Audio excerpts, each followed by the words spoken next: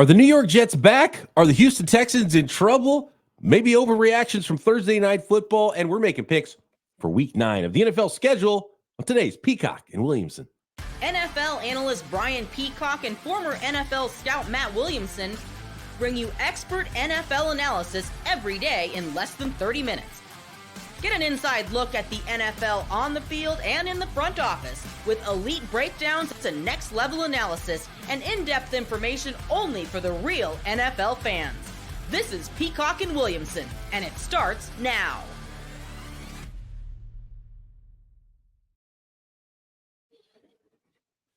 Welcome to the Peacock and Williamson NFL Show. Brian Peacock alongside Matt Williamson at BD Peacock at Williamson NFL. Thanks everybody for making us your first listen on the Locked On Podcast Network. Your team every day. We appreciate all of the everydayers out there and the new listeners alike. Subscribe on YouTube or wherever you get your podcasts. Today's episode of Peacock and Williamson is brought to you by Game Time. Download the Game Time app, create an account, and use code LOCKEDONNFL for $20 off your first ticket purchase. Well, we blew another one. Thursday Night Football got us again. We picked the Texans, and the New York Jets look like an NFL football team again. And Davante Adams looked like vintage Davante Adams. The vintage Rodgers to Adams connection at the end of the game, which I want to get to.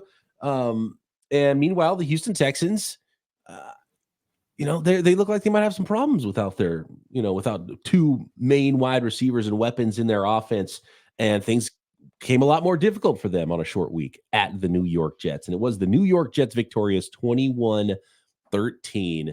And it could have been worse. The Malachi Corley, the rookie, looking good, running the ball, right? Like that's his strength with the ball in his hands.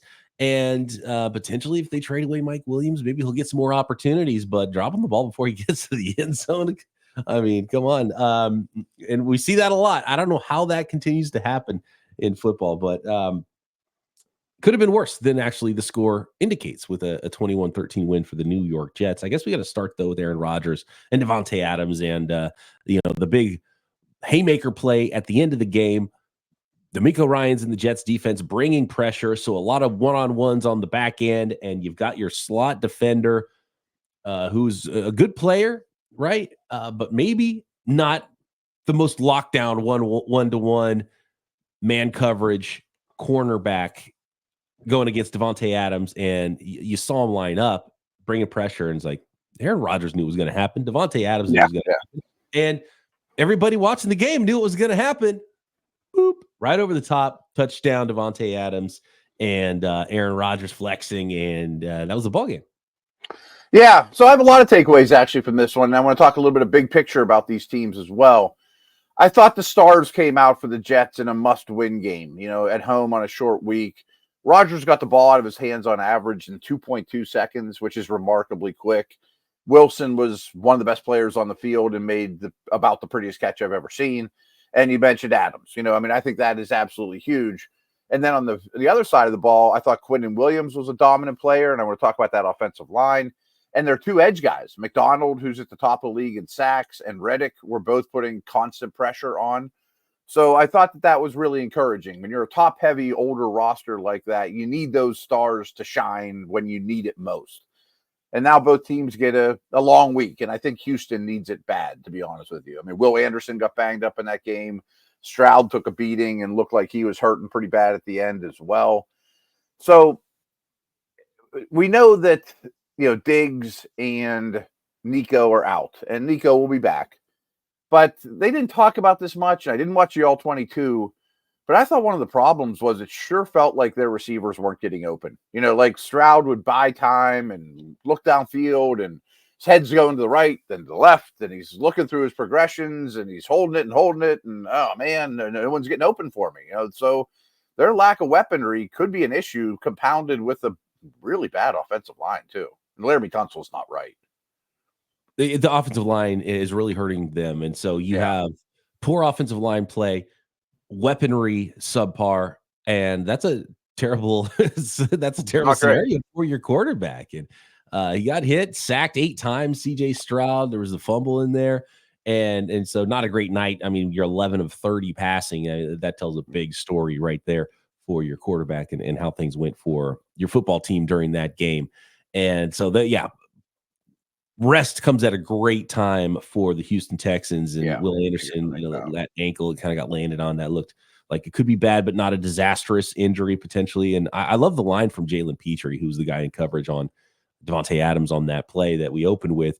He ended up leading the team in tackles. When a DB leads the team in tackles, it's usually a bad sign because that means players have the ball in the secondary on your defense. He led the team in tackles, but he also had 2 tackles for loss. He had a pass defense. Like, they were targeting him like crazy, but he's also making plays coming up against the run. I mean, it's just like that was the game plan for the Jets. Like, we're going to go after him over the middle of the field there. So a busy night for Jalen Petrie, and almost fell down stumbling.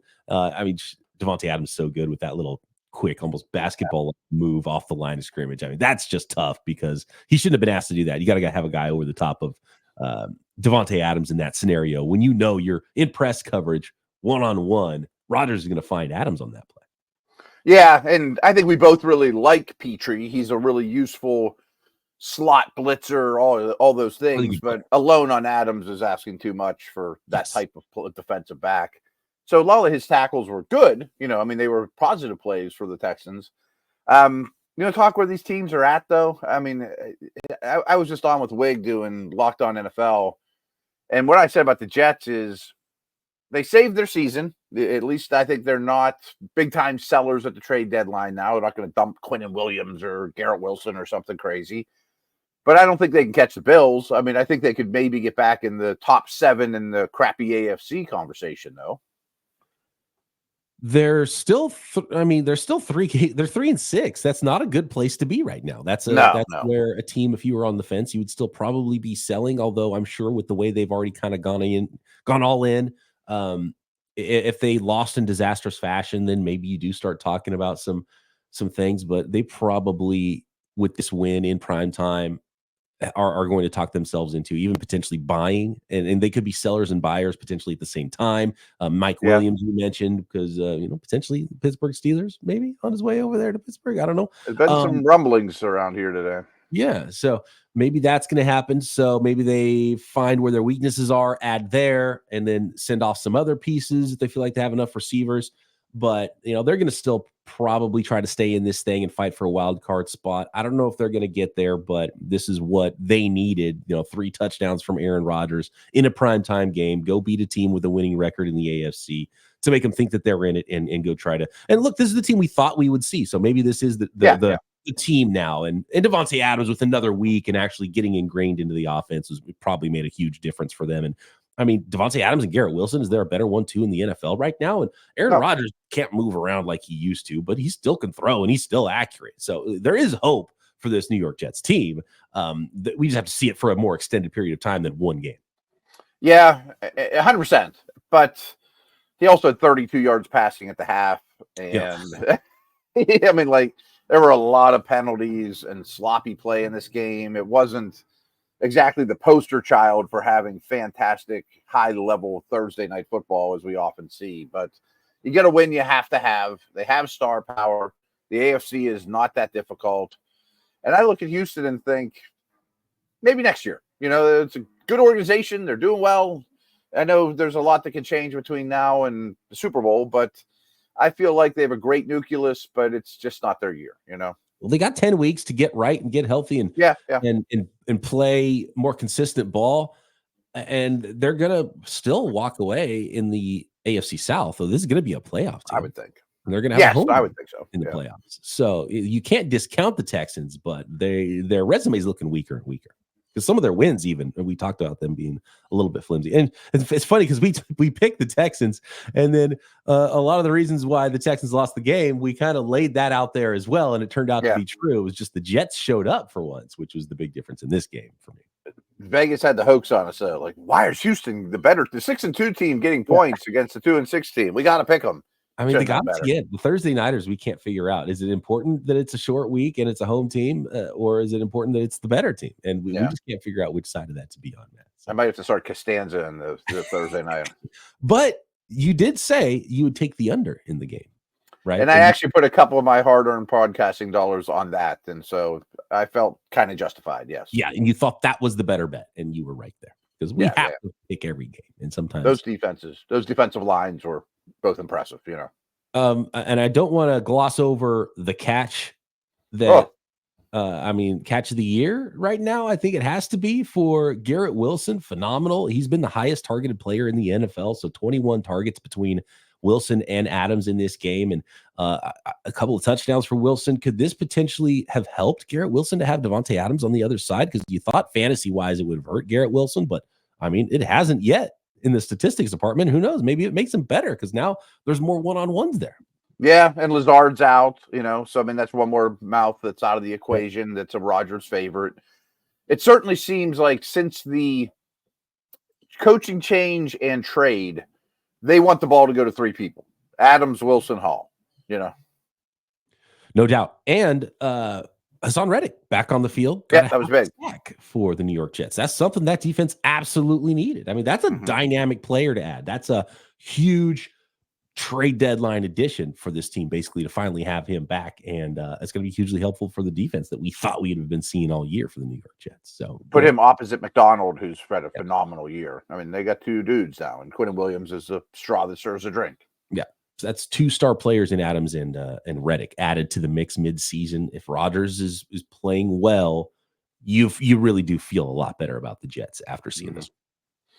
And I mean, I don't know if Ulbricht's a good head coach or not, but it's kind of like Adams that I'm going to be a lot better coaching in my third game than I was the first game. You know what I mean? And it must be such a great feeling to win a Thursday night game because, man, we didn't want to play. We were all beat up, but we got the win, and now we get the long week with the win under our belt, Absolutely. And GM can go to work now with a little extra time, too. Yeah.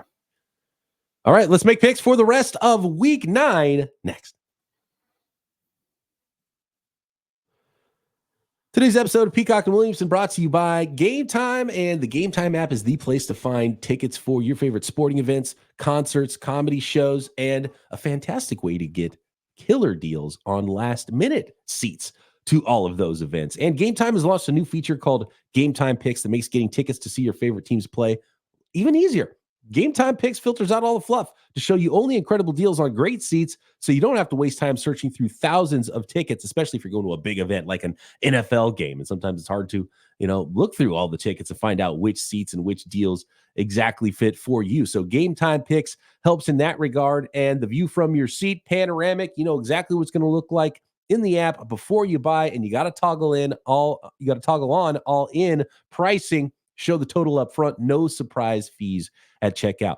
Take the guesswork out of buying tickets with Game Time Picks and the Game Time app. Download the Game Time app right now and create an account and use code LOCKEDONNFL to get $20 off your first purchase. Terms apply.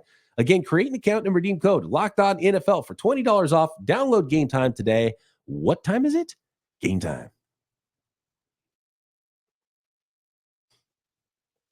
All right, for those of you who missed the 6-pack of picks this week on Peacock and Williamson, we'll go through those picks real quick, and you can go back and listen to that episode to find our reasonings. Wow, we missed it. We missed another Thursday nighter. I feel like we're over on the entire season on Thursday night. We just can't get that. Give up, yeah.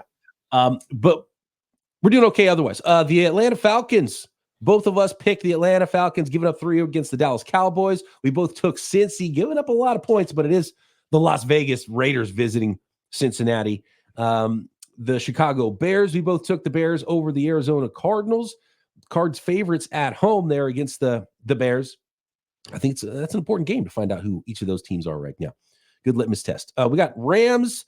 Matt took the Rams. I took the Seattle Seahawks. Seahawks getting a 1.5 at home dogs there. And I also took the home dog Cleveland Browns, who are getting a 1.5. And Matt took the Los Angeles Chargers. And that was our 6-pack of picks for Week 9. Let's get into the rest of the schedule here. Super quick, BP. I just want to take one step backwards. Whenever we talked Dallas, Atlanta, I kind of waffled, and then you sort of convinced me I want Atlanta. I've given that a lot more thought, and I think they're going to blow the doors off Atlanta, or blow the doors off Dallas. I think Atlanta, I feel that's now one of my strongest picks of the week, where I was kind of initial thoughts. I was kind of, I don't know, but I feel Atlanta's in really good shape with that one. I'm glad you saw the light there. Yeah, Atlanta at home is a much better football team right now than the Cowboys. The Cowboys are in a bad spot. I agree. How about let's just start with the big one of the week. It's Lions-Packers, and good news for Packers fans and the Green Bay Packers offense because Jordan Love back at practice. and he's dealing with that groin injury, on path to play. We don't know for sure what the designation is going to be, but it's a good sign, and it's looking like Jordan Love's probably going to play, so we can, I think, look at this game as if Jordan Love is going to play. But it is the visiting Detroit Lions that are favored by 2.5 points over the Green Bay Packers. NFC North, 6-1 versus 6-2. This is for tiebreakers in the North. This is a massive game this week. Lions at Packers, man. Yeah, I'm looking forward to it. I think these teams might play 3 times. You know, I mean, or one. We might be talking about a Super Bowl team in this game. Mm-hmm. No Steelers this week. I get to pay a little more attention to the big games than I usually do, so I'm psyched about that. I'm taking the Lions. I think we have to talk a little bit about Jameson Williams, though.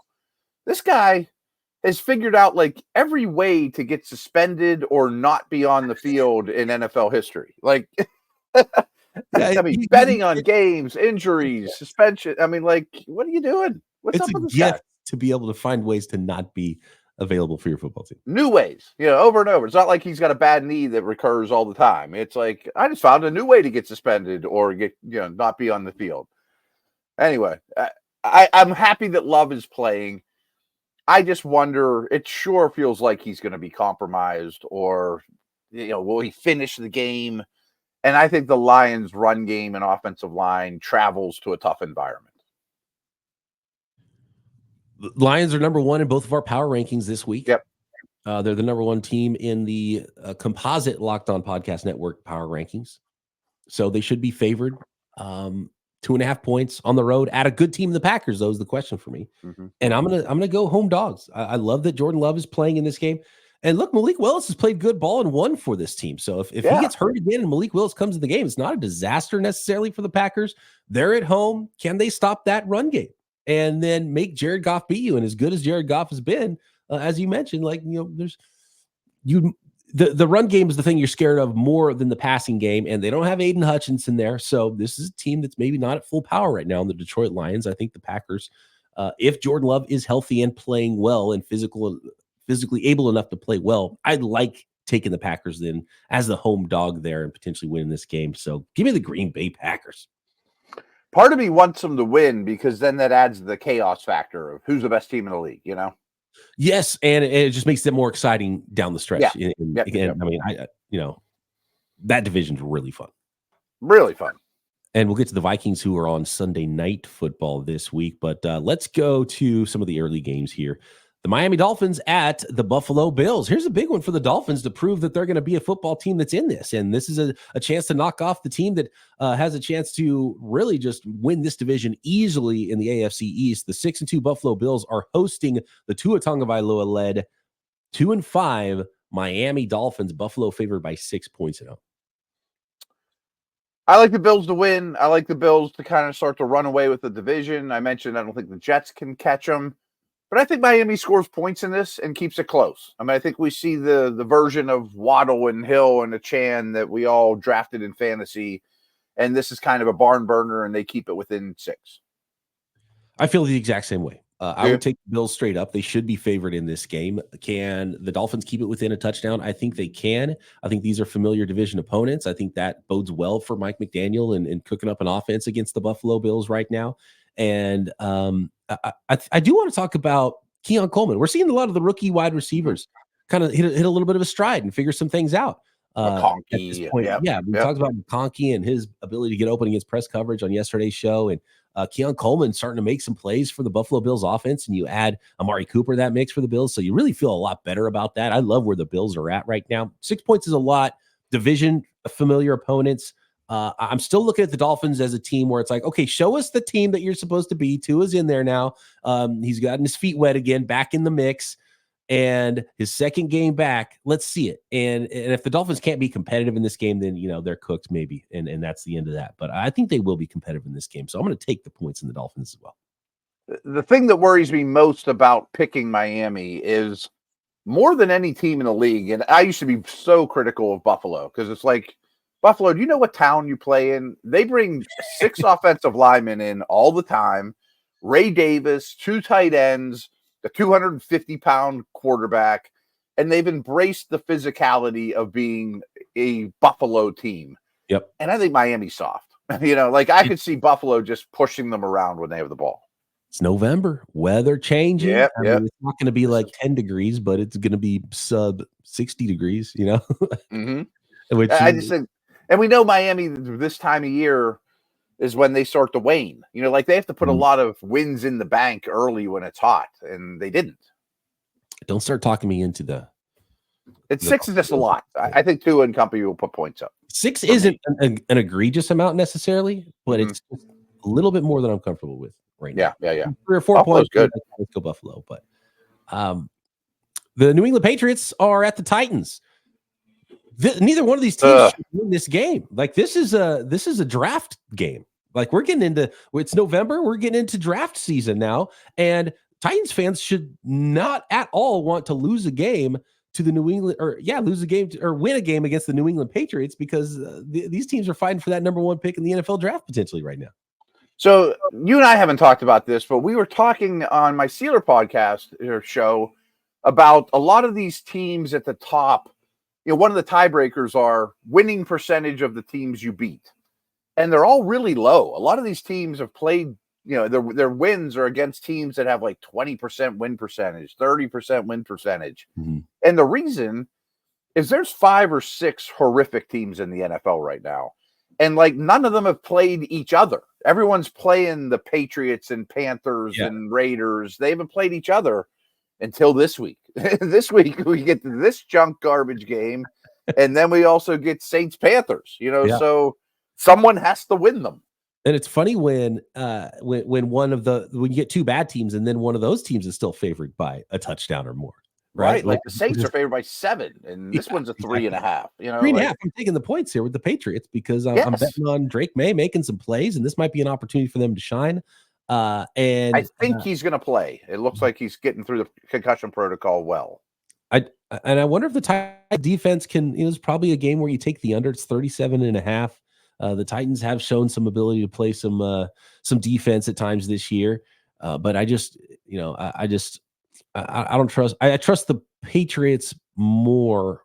I think, and getting points makes me feel like that's an easy bet for me to take the Patriots against the Titans. And if it was the other way around, I might take the points with the Titans. Yeah, I don't feel real confident that either one of these teams is going to get to 20. And if you're going to give me 3.5, man, I'll take my chances. The Patriots could win. What'd you say about Drake May? Sounds like he's trending the right direction, but concussions are always tough. They're not going to clear him yet. Yeah, and usually the trends is like if they're Thursday, Friday, okay, limited practice, it's trending the right way. They're going to play. That's usually the way it happens in the NFL, and it's looking like that with Jordan Love. It's looking like that with Lamar Jackson, and probably going to be that way with Drake May as well. And even if it's Brissett, though, I'll take the 3.5. I would like to see Will Levis out there as well for the Titans, and I don't think he's back yet from his injury. I don't either. Play anyway. No. Both these teams obviously are kind of soft tanking anyway because they're trading pieces away. Mm-hmm. So that's the way to tank in the NFL these days. The soft tank, just trade away players and try to win, but just don't give as much talent to your team to win those games. Right, just don't give them enough good players. Right. We've got the Washington Commanders at the New York Giants next. We're going to talk Saints Panthers, and Lamar Jackson looks like he's back for the Ravens, and a whole lot more to finish up our Week 9 picks.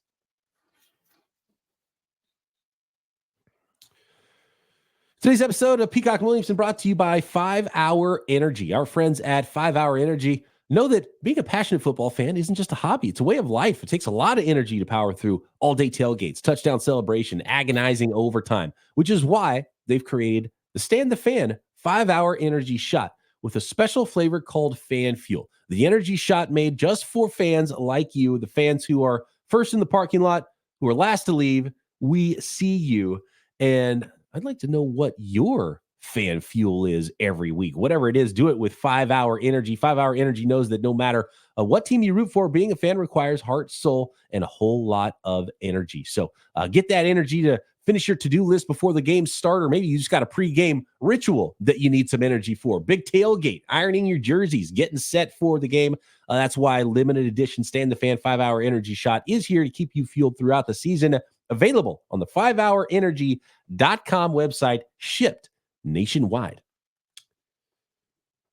And even if your team's on a bye week, you can get involved in the action on FanDuel every NFL week of the season. Tons of props, live in-game betting, NFL, NBA, NHL seasons getting going as well. Every sport imaginable, you can find all of that action at FanDuel, but I know I'm talking to football fans. So right now, new customers can bet just $5 and get $150 in bonus bets if you win. And the FanDuel Sportsbook app gives you everything you need to place those live bets on NFL Sunday as well, all in one place. So when you're thinking about checking stats in the middle of a game, live play-by-play and more, you can find it all on the very same website where you place your bets at FanDuel.com and potentially get informed on the next bet you are going to make. And you'll get started with $150 in bonus bets if you win your first $5 bet. Just go to FanDuel.com. Never waste a hunch and make every moment more with FanDuel, an official sportsbook partner of the NFL.